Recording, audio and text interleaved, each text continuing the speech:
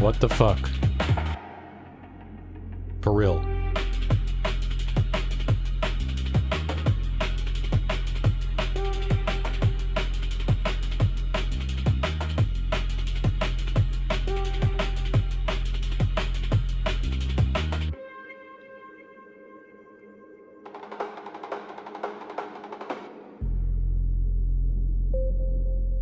Audio check. Reboot.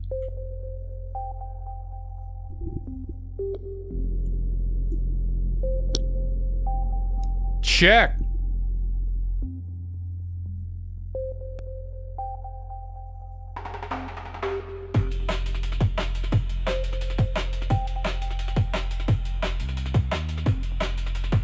I can't. What is happening?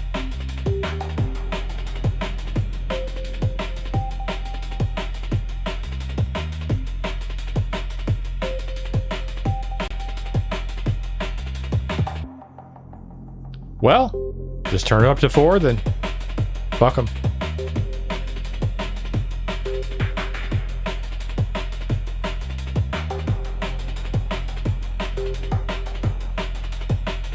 Number 4. That's right. 3.0. Let's try that. 3.0. Boost.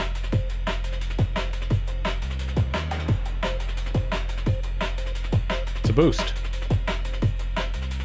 Oh, you just gotta boost it and then drop it. No. Yeah, it's a 3.2. Yeah.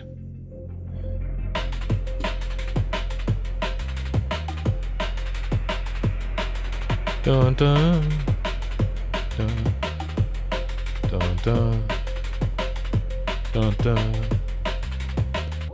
dun dun. Hello? Can I turn on my face mic, please?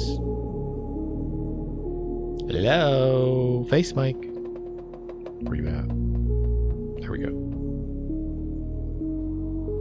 Howdy.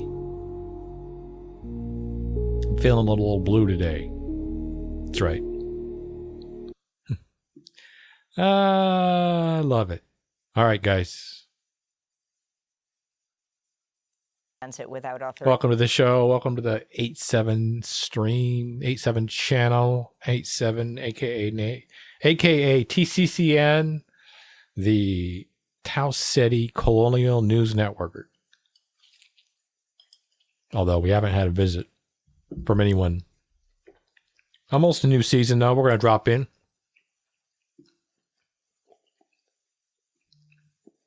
A lot of news going on.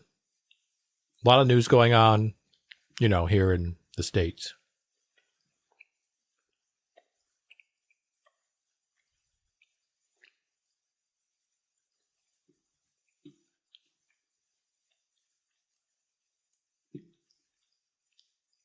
Right.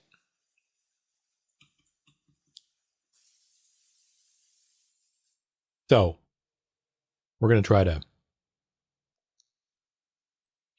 maximize our fun and maximize our news output. That's right. I'm eating a mochi donut. Which you can't see.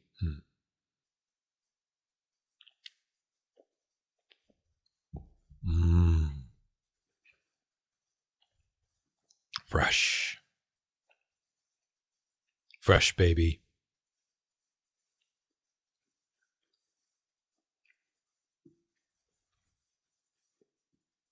Welcome to Democracy Now!, democracynow.org, the War and Peace Report. I'm Amy Goodman. Iran says it's established a controlled maritime zone in the Strait of Hormuz that ships will not be able to transit without authorization from the newly created Persian Gulf Strait Authority. On Wednesday, Iran's Islamic Revolutionary Guard Corps said it had coordinated safe passage for 26 cargo ships and tankers, including the first shipment of Middle East oil to South Korea since paid in Chinese yuan or the cryptocurrency Bitcoin. Meanwhile, Iran's foreign ministry says it's reviewing the latest U.S. peace proposal after President Trump said he's willing to delay planned attacks on Iran for a few days while he awaits Iran's response. On Tuesday, Trump spoke by phone with Israeli Prime Minister Benjamin Netanyahu.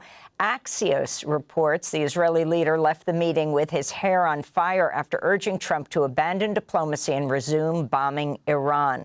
On Wednesday, Trump downplayed reports of friction between the two leaders and said Netanyahu would do whatever I want him to do, quote unquote. Oh? I'm right now at 99% in Israel. I could run for prime minister. So maybe after I do this, I'll go to Israel, run for prime minister.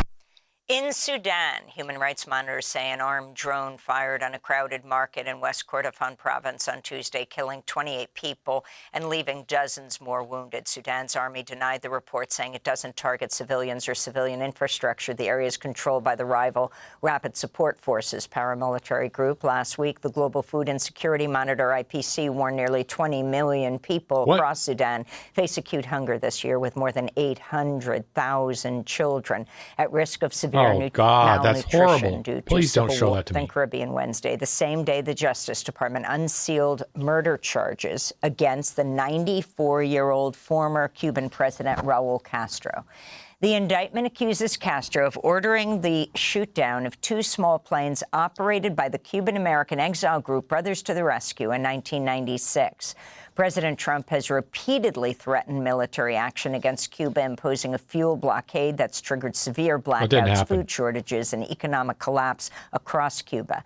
This is Cuba's Deputy Foreign Minister, Carlos Fernandez de Ocasio. Just didn't happen. This accusation carries an additional threat, given the well-known dark practice of the United States using accusations like this to take military action against sovereign states. Their justification is not justice. It is the use of the immense military power that the United States government possesses. And it must be clear that any attempt to use this excuse for action against these comrades within Cuba will be met with fierce resistance from the Cuban people. Israel is continuing attacks on Lebanon despite the U.S.-brokered ceasefire that was recently extended through June. Lebanon's national news agency reports Israeli attacks on Wednesday killed at least 8 people, including 5 killed in an airstrike on a village near Nabatea. Wow. Meanwhile, Lebanon's health ministry says the death toll from an air raid on the town of Dir Qanun and Nar has risen to 14 killed and 3 wounded. The strike in southern Lebanon's Tyre district on Tuesday killed a family of 11, including 3 children, along with their parents and grandparents. Israeli settlers in the occupied West Bank have set up another illegal outpost in the Masafriyata district. On Wednesday, settlers backed by Israeli soldiers erected mobile homes surrounded by fortifications near Al-Khair village. Such outposts are illegal under international law and violate Israeli zoning laws and court orders. Meanwhile, Palestinians in the city of Halhul say Israeli settlers attacked them with impunity Wednesday as Israeli soldiers looked on. Wow. At 3 a.m., we were shocked when armed settlers assaulted us. They attacked the house, they burned 2 vehicles, and tried to burn a 3rd one. They also wrote racist graffiti on the walls. This happened with Israeli occupation forces in attendance. In Gaza, Israeli drones and gunfire killed 4 more Palestinians and wounded several others over the last 24 hours. The Wafa news agency reports 2 Palestinians were killed in areas under Israeli military control in Rafah in southern Gaza. Another person was killed northeast of Khan Yunis, while a 4th was killed when an Israeli quadcopter drone dropped a bomb on a group of Palestinians in Beit Lahia in northern Gaza. Several others were injured in that attack. Israel's far-right National Security Minister Itamar Ben-Gvir posted a video of himself taunting hundreds of Global Samud flotilla activists who were abducted by Israel in international waters this week. The video shows dozens of men and women kneeling in rows with their foreheads to the ground and their hands zip-tied behind their back at the port of Ashdod. According to lawyers representing the flotilla, 3 activists were taken to the hospital as a result of Israeli violence. This is a portion of Ben-Gvir's video. They came with much pride as big heroes. Look, see how they look now. Look at how they look now. Not heroes and not anything, terror supporters. I tell Prime Minister Netanyahu, give them to me for much more time. Give them to us for the terrorist prisons. This is how it should look.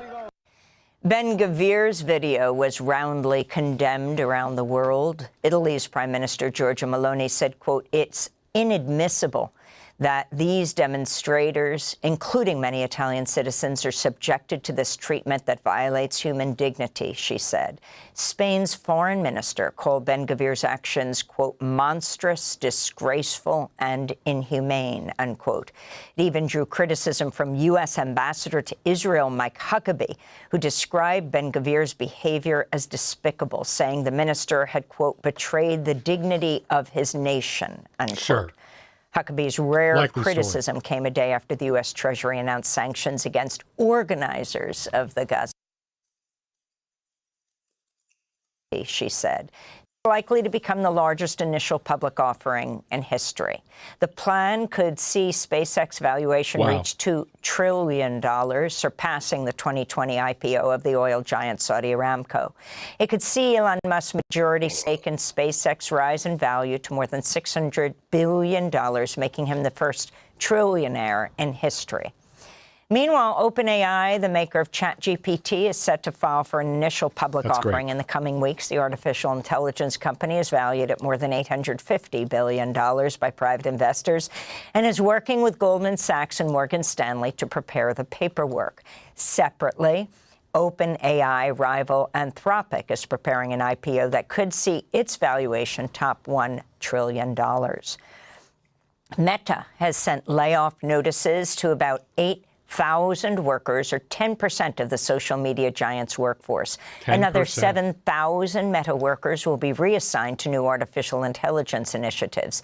The layoffs come just weeks after CEO Mark Zuckerberg confirmed in an all-hands meeting that Meta is using an artificial intelligence data tracking program to train an AI model that will replace many of its workers. A recording of Zuckerberg's comments was obtained by the news organization More Perfect Union.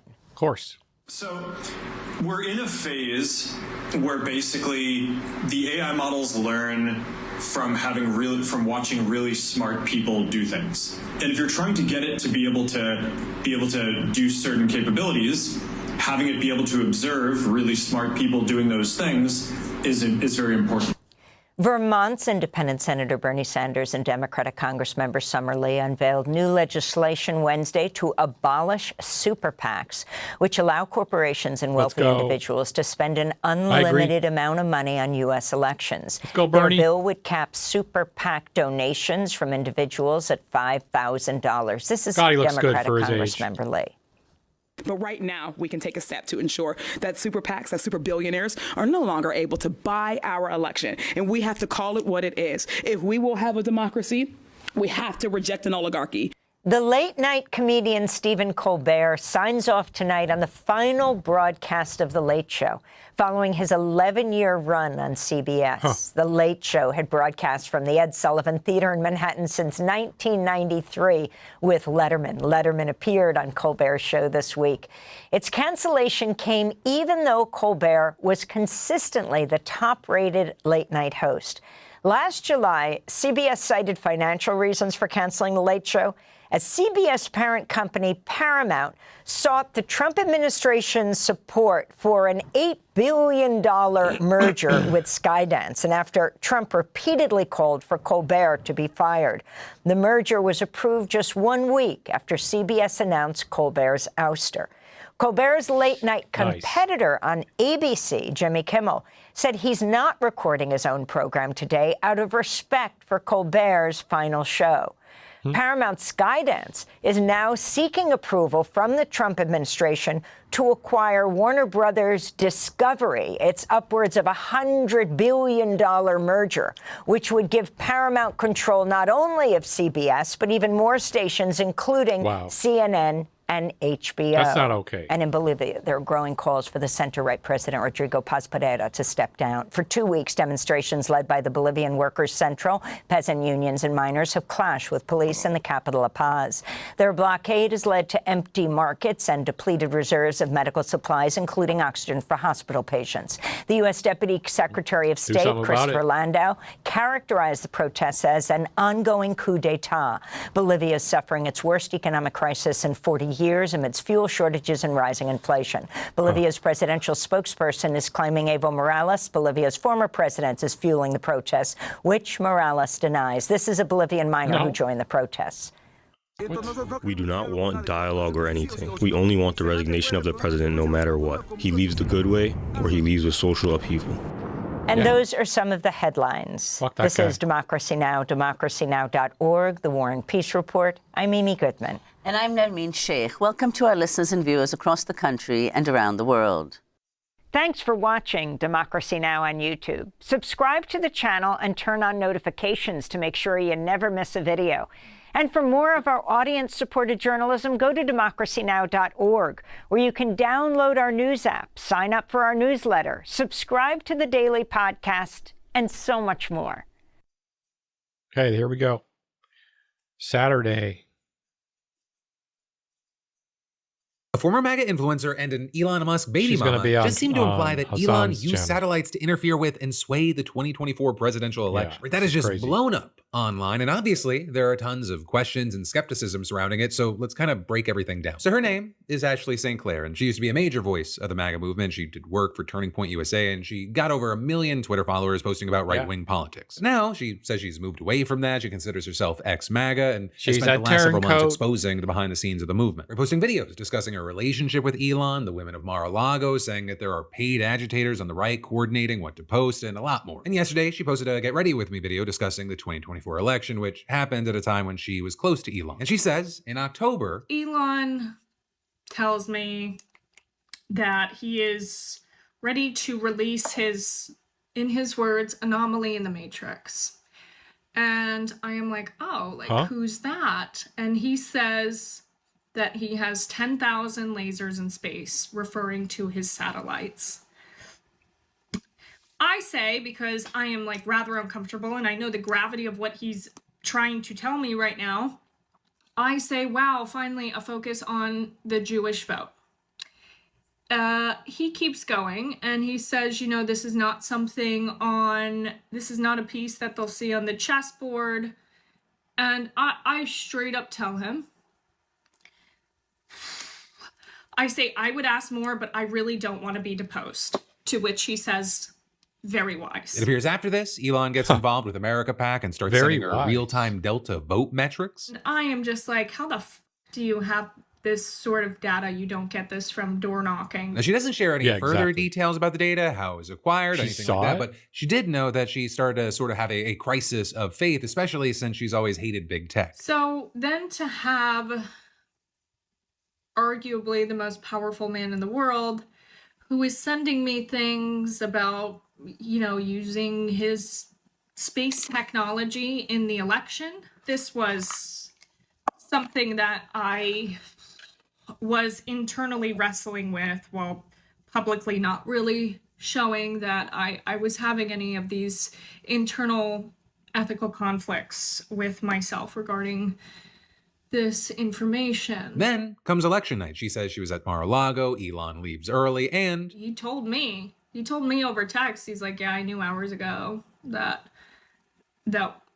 Trump won. My team has the best real-time data anywhere. First of all, how the fuck do you have real-time data on elections? I saw some shit and I'm fighting really hard to keep my voice because I saw shit that impacts everyone. Talking about this just sounds crazy. Like, I feel like I sound like a crazy person when I'm like, yeah, he told me about his space lasers and the election. So some girls don't like shine and some girls do? What's up with the get ready? What the But with all this, she notably kind of stops the allegation there. She never fully says the sentence, Elon rigged the election. She also never says that his satellites would have been used to interfere with votes, but the heavy implication to many in her video is that somehow he did, or in less direct words, that she's suggesting that Elon did something to sway the results in Trump's favor, or with her saying things like, I am increasingly concerned about our lack of regulations and investigations into how technology is being used to thwart democracy. Ashley also claims that she has backups with many people with instructions in the event anything happens to her, right? Kind of implying that she could be in danger for revealing this. She also fears maybe being sued for defamation or other retaliation, that she was offered deals to stay quiet, and noting now that she's gone public that the people responsible could try to clean everything up before they get into any real trouble. But with all this, she said she opted to speak out because she just couldn't live with the burden of keeping this to herself anymore. Wow. I've been a very scared and broken individual for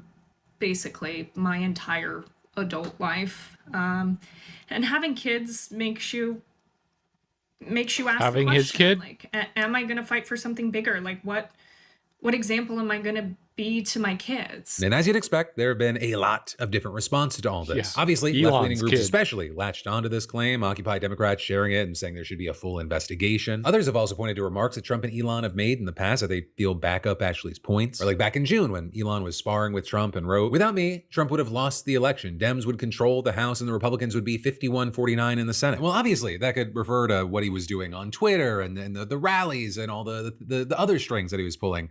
For a long time, people have kind of wondered if he meant something else there. Also, others have noted that throughout 2024, both before and after the election, Elon frequently referred to so-called anomalies in the matrix, which is a phrase that Ashley claimed that he used when discussing satellites in the election. And that includes one post that said, "Until about a month ago, early voting in 2024 favored the Dems even more than 2020. Leading Dems told me with extreme confidence that they would win Pennsylvania. They were certain. Then there were some anomalies in the matrix, and now Republican early votes vastly exceed 2020. Some have also shared this video of Elon on Tucker Carlson's election night stream, where they feel that his son's revealing potential secrets that he overheard.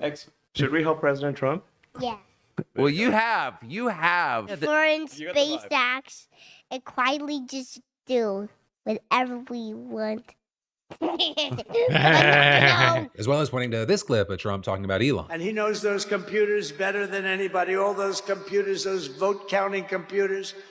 And we ended up winning Pennsylvania like in a landslide. So it was pretty good. It was pretty good. So thank you to Elon. Right, at the time, all these clips, they made some people wonder and speculate a little, but of course it was very conspiratorial to talk about that. So it really, nothing ever really came of it. But now with Ashley St. Clair making these videos, you have people kind of circling back. But of course, with all this, like, I think it's important to remember, we are still in conspiratorial territory. Right now, the public does not have hard evidence here. And this is an enormous allegation, or at least implied allegation. So while some, they've said that she is very brave for speaking out, others saying we need an investigation. Others, of course, are incredibly skeptical of her claims, with some thinking that she's just making things up. Others sincerely questioning how satellites could even be used to interfere with voting. Some just doubting her credibility for a number of reasons. Or people noting she was a MAGA grifter before, but is now on the outs with them. So did she just decide to kind of switch teams and grift for the left? Or people noting that because, these election claims aside, she's gotten a ton of attention for pivoting away from MAGA, getting profiled in tons of major outlets, doing interviews with left-leaning creators discussing how hard it is to leave MAGA. If you're to leave, you're not just changing your vote or your political opinion, you're blowing up your entire life. My social circles, my friends, my income, all of the above. Also, with all this, you had her previously telling the Washington Post that this is not lucrative for her, saying, "I have everything to lose and nothing to gain from speaking out about the most powerful people in the world." And so this whole situation, I'd really love to know your thoughts, or whether it be the allegations themselves, what it appears she's kind of heavily implied regarding the election, as well as, what are your opinions or trust levels in regards to kind of ex-MAGA influencers? And that actually may get connected to a debate that we've seen kind of raging around online of who is in the tent. Who are you open to forming coalitions with in regards to going against the Trump regime, or trying to stand up to that and vote that out? And then there's more we got to dive into. So I don't know how many of you guys have been following this, but I've seen a whole bunch of stuff about this super El Nino that is apparently forming and brewing at the moment. Really? Which could be an absolute catastrophe. So take a look at this. The 2026 super El Nino is projected to be the strongest in 150 years. Super El Nino. Okay. So Matthew Gross says, lurking below the surface in the equatorial Pacific is possibly the most impressive blob of above-average ocean temperatures we've ever recorded since we've had the ability to measure this stuff. When that enormous concentration of bathwater reaches the surface over the coming weeks and months, it's going to release devastating consequences around the globe throughout the second half of the year. Get ready for severe droughts in parts of South America, Africa, and Australia, devastating monsoons in southern China, and a roaring southern jet all winter long in North America. When you combine this with the fertilizer crisis bubbling as a byproduct of current global events, there's going to be a crop failure on a level most of us have never seen during the closing months of 2026. What? Hard to see how we avoid widespread deadly famines across multiple stretches of the planet at this point.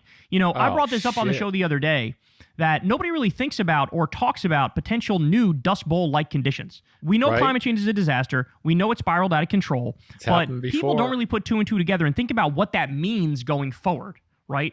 And what that means is everything we rely on, everything we think is normal, is up in the air now. It's questionable. We might be fucked. There might not be enough food for the billions of people who are on this planet.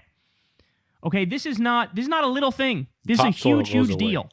And we've like disrespected Mother Nature for so long and have been so arrogant. And like at some point, that bill's gonna come due, y'all. Brian Maxwell says, I don't understand why only a few people like Matthew Gross understand just how bad this whole combination of super El Nino on top of out-of-control climate change plus fertilizer shortages and energy crisis all hitting at the same time is going to actually be.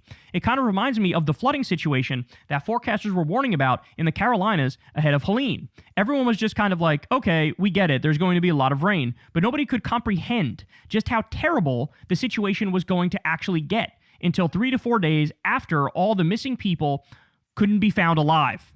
If you have any friends in places around the world where famine could hit later this year, please make them aware of how bad it's going to get and make sure they have a plan to stay alive. That is a horrifying thought. That is a terrifying thought. All right, more. Scientists are warning that a potential super El Nino could strike later this year, and some fear it may become the most dangerous one seen since the 1800s. NOAA says there's a 65% chance El Nino conditions turn strong or very strong between October 2026 and February 2027. Some researchers believe it could rival a catastrophic 1877 El Nino, an event linked to drought, crop collapse, famine, and more than 50 million deaths worldwide. At this time, the planet is already hotter than before. El Nino begins when abnormally warm waters spread across the tropical Pacific Ocean, but the consequences ripple across the globe. Extreme heat waves, historic flooding, severe droughts, crop failures, wildfires, fisheries collapse, stronger climate disasters worldwide. The last major El Nino, 2023 to 2024, pushed global temperatures to record highs. Scientists warn the next one could hit an already overheated climate system, making the impacts even more extreme. What's different now is that our atmosphere and oceans are much warmer than the 1870s. Climate scientist Deepti Singh told the Washington Post, past super El Nino events caused tens of billions in economic damage and triggered worldwide humanitarian crises. Now experts fear rising food prices, water shortages, instability, and simultaneous extreme weather across multiple continents. Isn't it awesome that as all of this is happening, Elon Musk and Donald Trump just decided to totally, shoot in the face any ability we had to address international crises? Isn't it great that USAID is cooked now in barbecue chicken and people are dying because they can't get malaria medication and HIV medication? Isn't it great that we've like wrapped up the notion that we give... Yeah, chat. So there's that. And then there's also this. And then RFK Jr. is such a depressing character, or depresses me so much to talk about. And like the idea that he's on a stage with Adam Carolla doing anything other than, I don't know. They got the girls jumping on trampolines.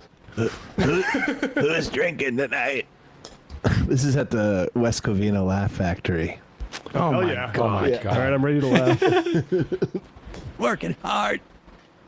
Working hard. If there was one vaccine that you would tout, would it be one that cured Trump derangement syndrome? One that you could really get behind?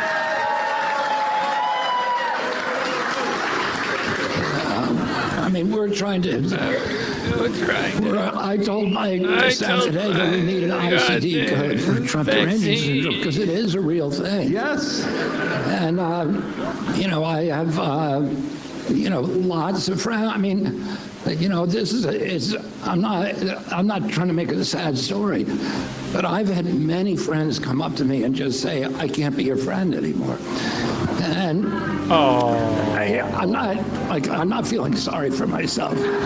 I'm just saying. Are we sure that's Trump derangement syndrome or public health derangement syndrome? Yeah, or I don't like corruption syndrome, or I don't want a war in Iran syndrome, or I don't simply, like I don't want measles. I don't like detaining 100,000 U.S. children's parents syndrome. I don't think or ripping grandparents aliens are illegal away from their families, or moms or dads or kids away from their families.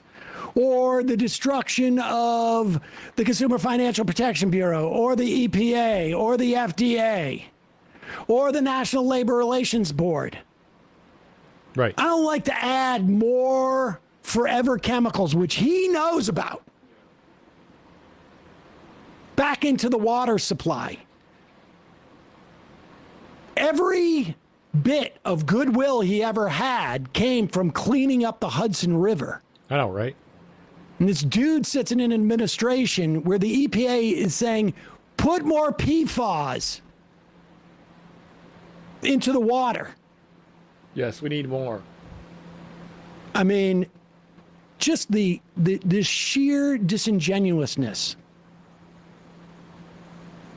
This makes me feel like I should text him and tell him, like, I can't be your friend anymore. I think he gets the idea. But it's not like I can't be your friend anymore. I don't want to be. It's disgusting. This behavior is disgusting. He literally, like, undercut my not any, but some optimism I had in human beings. I mean, just watch how sort of like what he's willing to trade off. And his big thing that he was running on when he was running as a Democrat was he was going to deal with corruption. Things were too transactional in the EPA, in the FDA. Just think about that notion. That's what his go-to thing was. Things are not going to be so transactional if I become president, is what he said. Right. Can you think of a more transactional, more corrupt administration in the history of administrations than this one? Of any country. No. And then on top of that, why did he support Donald Trump? In his own words. Because I went and offered my services to Kamala Harris and she didn't want it. The guy who ran on making government less transactional chose between Donald Trump and Kamala Harris because of the compensation I was getting. Yeah. Good. I'm not trying to make it a sad story, but I've had many friends come up to me and just say, I can't be your friend anymore. And I'm not feeling sorry for myself. I'm just saying I paid a lot of money. It's a weird anthropological phenomena. Yeah, it should be studied. Yeah. I agree. Maybe we get Fauci to hold on. He could just fund some of the gain of function, and we could have the folks in the Wuhan lab just take a good look at the Trump derangement syndrome under a microscope. You know. Everything he said was pandering. Every single my thing God. he said. It's disgusting. I had the same conversation with Jillian Michaels in terms of USAID. It was all about gain of function in Wuhan lab. Yeah. All of these, like, this is their deficit reduction. It's like their excuse to get all of the cronyism, all of the racism, all of the libertarianism, all of the, watch the liberals' tears, drink the tears of liberals. They get all of that by making it about the gain of function in the Wuhan lab. Let's hear the other part about, and what's interesting about, this is clip number 18. What's interesting about this is what is not said in terms of like what the problem with the COVID vaccine was. In the next couple of days, we're going to have Mark Alanderi on, who I'm not sure if he still runs like the biggest Medicaid provider in New Orleans, but also has worked on many Ebola outbreaks. But we can ask him, but we all know the answer to this. Listen to this. They changed the goalposts. They kept saying, you know. Pause it. They're talking about the efficacy of the COVID vaccine. And they changed the goalposts. Yeah. Understand, a once-in-a-lifetime pandemic with a president whose philosophy was, if we leave them on the boat, there's no COVID here. If we don't test, there'll be less COVID because nobody will know. Yep. I mean, it's sort of like what his criminal history has been in the past. Like, I didn't commit any crimes because I didn't get caught. Right. But understand that, like, the moving of the goalpost in terms of the efficacy of the vaccine, it's been pretty consistently efficient in reducing hospitalization rates and death. I mean, 60, 75% reduction in both those things. In terms of transmissions, probably closer to like 25, 30%. But understand, what happened was the virus mutated in between the release of the first vaccine and the second one, and then the third one, et cetera, et cetera. But Bobby Kennedy, trained as a lawyer, didn't know that. They changed the goalposts. They kept saying, you know, you remember that, right? Clapping, sorry. Yeah. Clapping at him saying changing the goalposts. Like stupidest people in the entire world. To move the goalposts. I'm going to validate. Exactly. Remember that, right? How the vaccines were going to prevent transmission. You had to get them so that your grandmother wouldn't get sick. And that if you took one, you were protected for life. That's what they told us. And now they'll say, oh, no, we never said that. But yeah, you can go look it up. That's what they told us. And then they changed it and said, well, 90% of the people have to get the shot. And then 80%, then 70%. And then you have to get another one. And then you have to get another. They ended up recommending 9 of them. Nine shots. Yeah, 9. They changed the goalposts.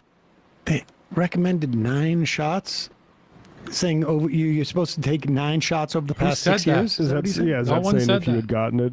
I mean, silly. I mean, the thing that they can't. I'll take mine annually, thank you. I can't wait to get mine. I was actually thinking about it yesterday. Like, I can't wait to get my flu and COVID shots this year. They talk about this whole like you promised us only to do it once. And then we had to do it twice. You promised us that it would be a perfect coverage and never. This is moronic. What they can't point to, though, and why they have to point to this, is because those died suddenly hysteria that all these idiots were saying about how all these young athletes are going to die of heart attacks, or like, I don't know, people are going to grow horns or something like that, never came to pass. All that VAERS stuff was nonsense. So, he's in charge of all of it. Yeah. Where are all the hearings about all the people who died from the shot? Died suddenly. People forget he's in charge of all that. But now he doesn't talk about it. Now he just talks about they told me if I ate well, I'd be healthy, and then I caught a cold. There's one mention of side effects, and I looked at the whole transcript for this night with him and Carolla. There's one mention of side effects, and it's about GLP-1s. Don't even mention COVID. It's our health secretary. There was all sorts of. I was told we were going to be able to go to the beach on Thursday, and then it rained. I was told by AppleCare. The battery, they told me it was going to last 12 hours, and it's actually been now like 10 hours.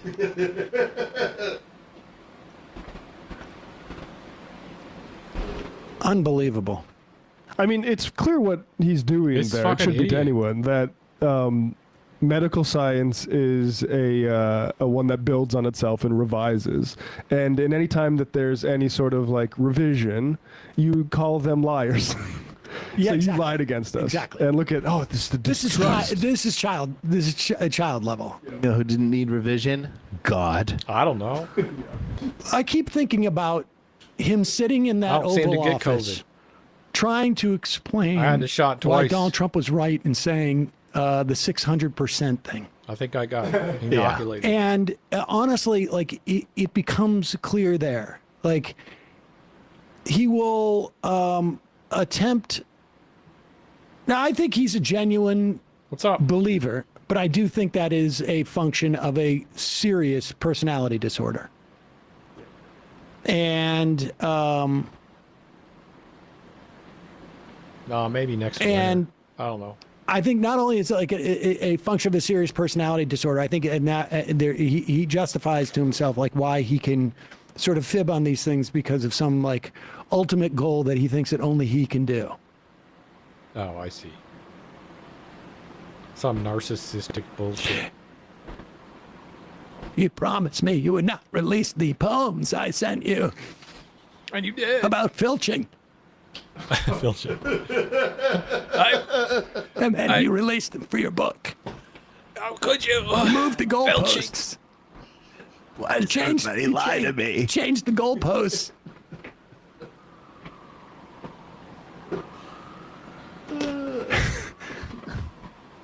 Also, I changed the goalposts when I said I would not cheat on you. Sorry, sweetheart. Belching was in my future. I don't know how much we spoke about this opinion piece by Nicholas Kristof. Not always my favorite writer, but kudos to him for writing this in the New York Times. And by the way, you're right to say opinion piece because they put it in the opinion section. Screams Without Words, the mass rape propaganda piece that now has been uncovered to contain many mistruths, was of course splashed in the front of the New York Times. No caveat about it being opinion, but Nicholas Kristof wrote in a, as you say, an impressive piece and a needed one that has been available. All of this information has been available. If you've been watching this show, you'll know that Israel has been raping Palestinian prisoners, and they're using tactics like having dogs do it, and they're mutilating their genitals. And Kristof wrote a piece about it in the Times, and now the government of Israel is suing the New York Times, saying that it contained falsehoods. We have it on video. We have one of the rapes on video with the guards shielding. They think that they have the angle away from the camera. It's bad. But you're able to see some of it. And he writes, the piece is The Silence That Meets the Rape of Palestinians. Been out for a year. He writes, there's no proof that the Israeli government ordered the systemic rapes and sexual violence. But then he goes through and tells multiple stories of this. And, you know, the fact that this happened in the New York Times, even though it's in the opinion section, is indication that it's getting harder and harder for Israel to keep this from the American public. I mean, the Israeli public seems to know about it. And they like it. Largely, not totally. Not all Israelis, but the overwhelming majority of them seem to be absolutely fine with it. Kristof writes, the Save the Children commissioned a survey last year of children ages 12 to 17 who had been in Israeli detention. More than half reported witnessing or experiencing sexual violence. Right. Save the Children said the true figure was probably higher because stigma left some unwilling to acknowledge what happened to them. The Committee to Protect Journalists, a respected American organization, surveyed 59 Palestinian journalists who had been released by the Israeli authorities after the October 7th attacks. 3% said they had been raped. 29% said they had endured other forms of sexual violence. He goes on. Crazy. I mean, he talks about Palestinians that he interviewed. It's a very important piece to read.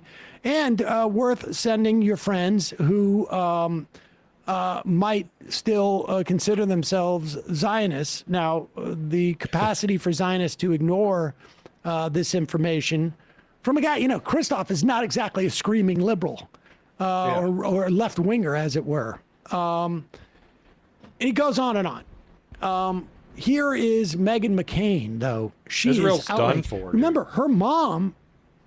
Yes. No. Is it her mom or stepmom? Stepmom. I'll look it up. Cindy McCain. Reporting? Cindy McCain. Cindy McCain. It runs the World Food Program. The World Food Program, which has been highly critical of the way that Israel has weaponized hunger and famine against the Palestinians in Gaza. And I guess Meghan is her daughter. So, I mean, I wonder what those Thanksgiving conversations are like. Yeah. For people that don't know, Nicholas Kristof wrote this absolutely insane article that doesn't seem to be fact-checked, that exploded all over the internet. That I thought this was The Onion when I saw that. I was like, what the hell am I even looking at? So the opinion piece is alleging that Israeli soldiers and prison guards sexually abused Palestinian prisoners, including claims that dogs were used as part of that abuse. One woman, 23 at the time of her detention, told me that she was regularly stripped naked, forcibly bent over, and groped all over her body by male and female guards. One journalist said he had been held down and raped by a dog, a claim backed by other accounts from prisoners who report they underwent the same thing. The allegations about military dogs to sexually terrorize detainees, it's been, not that this, we even should even have to say this, but dog trainers and the American Kennel Association say that this is physically impossible. It is something that's made up. You cannot train a dog to do anything like that. It's really disgusting that I even have to say that. Prime Minister Benjamin Netanyahu called the article hideous. She's talking about it's impossible to train a dog to, I guess, presumably penetrate a human being. I don't have an opinion on that or any knowledge about it, but it's certainly possible to train a dog to bite your genitalia. Yeah. I mean, that's just a dumb, that is. Yeah. Let me think, when you read an article like that and you resort to finding the debate about whether dogs can be trained to sexually assault someone, you're already in the you weeds. know that you're trying to avoid the topic. Exactly. I mean, genocide denier, and it's even more important right now to not have those denials than it is to be able to look with history in the rearview mirror and accurately call things like the Holocaust, the Shoah, genocide. It's the same equivalent as being a Holocaust denier if you are denying this in front of your face in this moment as a genocide, because there's an opportunity to stop it. So it's actually more morally repugnant to engaging what she's doing. It's also morally repugnant coming from somebody whose father was tortured for, 5 years? 100%. I mean, let alone what her mother's work is doing. It's disgusting. I wonder if she denies her father's claims of what Vietnamese prisoners. Oh my God, I don't think she would ever deny anything her dad said. No. Never, ever. Her podcast is called Citizen McCain. Yeah. You think she's seen Citizen Kane? Right. Yeah. Fuck. Do we keep going? Who is this other guy down there, too? I recognize him. I think it's Inception. Oh. Jason Rantz? Jason Rantz. Oh, I was on CNN with him. Yes, that was the guy that defended the drug boat killings. A dog to do anything like that. It's really disgusting that I even have to say that. Prime Minister Benjamin Netanyahu called the article hideous and distorted lies. And now there are reports that the state of Israel will actually be suing or is considering suing the New York Times. I say to that, sue them to hell.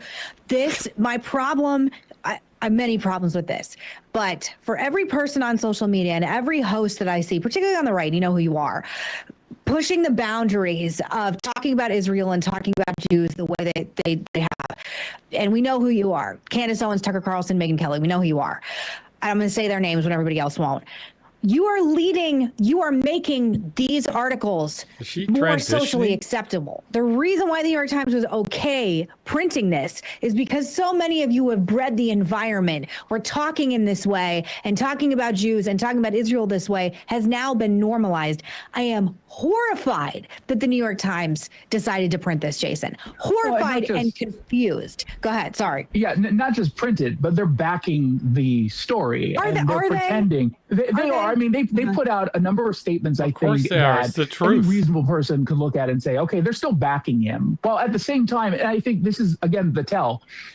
If it were true that the Israeli government somehow was able to defy everything we know about dogs and actually train dogs to do this. They're making the whole story about the dogs. Now, actually, people in the IMs are saying that Pinochet had trained dogs to do this. Of course you can do that. Galactic Nurse Boogs says, I did an event with a doctor who worked with Dr. Al-Barouch in Gaza, who was raped to death. Also, the dogs are trained by soldiers spraying hormones on the detainees.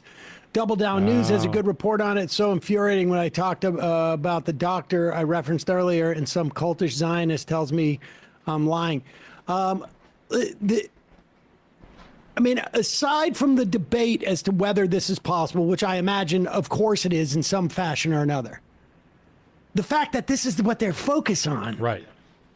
Because it's the, one thing that people they know won't go and research, as opposed to like, watch the video where 12 Israeli soldiers, prison guards, hide the raping of a Palestinian prisoner from cameras that are shooting. You could see it. Yes, and the rapist on camera, all charges were dropped against him, and he's on Israeli TV regularly as a celebrity.